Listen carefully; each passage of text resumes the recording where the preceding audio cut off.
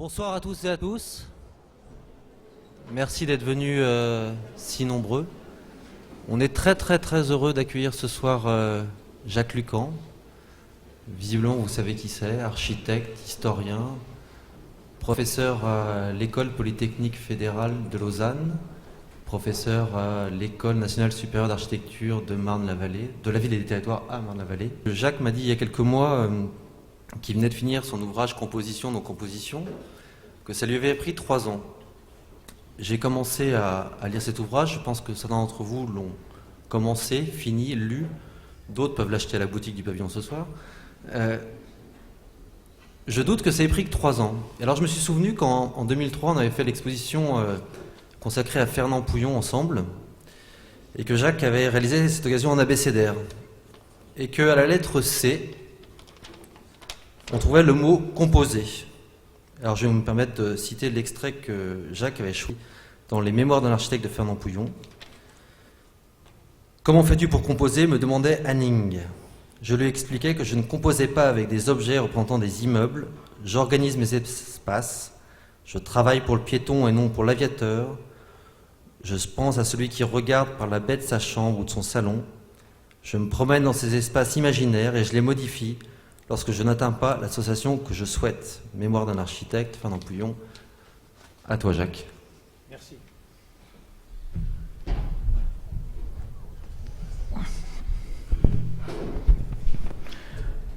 Bonsoir.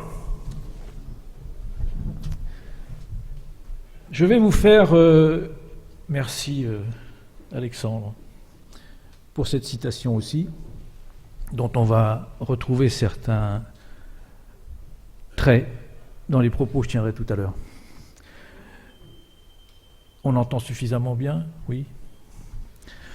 Je vais commencer par retracer certains éléments qui permettent de comprendre pourquoi j'ai donné ce titre composition, non-composition, pour ensuite, dans un exercice à mes yeux plus difficile, essayer de comprendre qu'est-ce qu'il en est de certaines situations dans l'architecture contemporaine. Et qu'est-ce qu'il en est de ce que je nommerais non pas des divergences, mais des convergences. Composition, non-composition, c'est un livre d'histoire des théories de l'architecture. Qu'est-ce que j'appelle théorie? J'appelle théorie une réflexion sur la manière de concevoir un bâtiment, de concevoir un projet. Et cette théorie, elle a, évidemment, ce qui m'intéresse sans doute le plus, c'est sa dimension formelle. On peut toujours penser qu'un bâtiment, ça répond à une fonction, qu'un bâtiment répond à une situation, qu'un bâtiment répond à des conditions de production. On peut penser tout ça.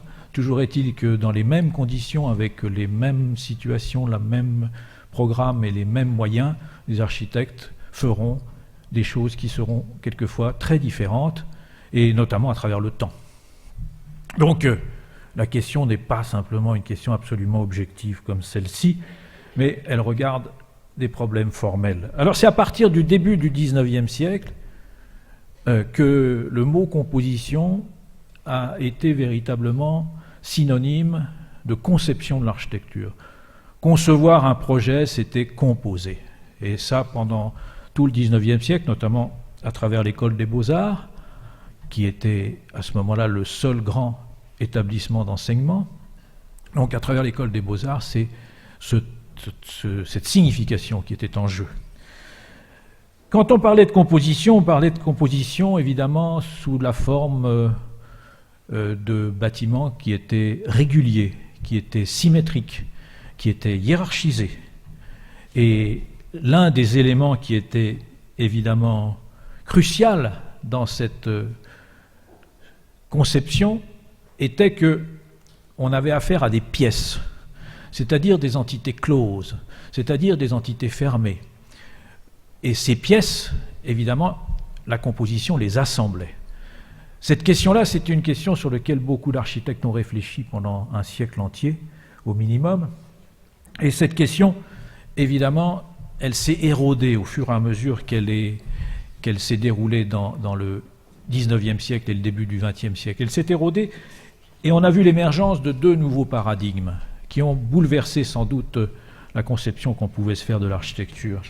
Le premier paradigme, c'est évidemment celui qui touche à la construction.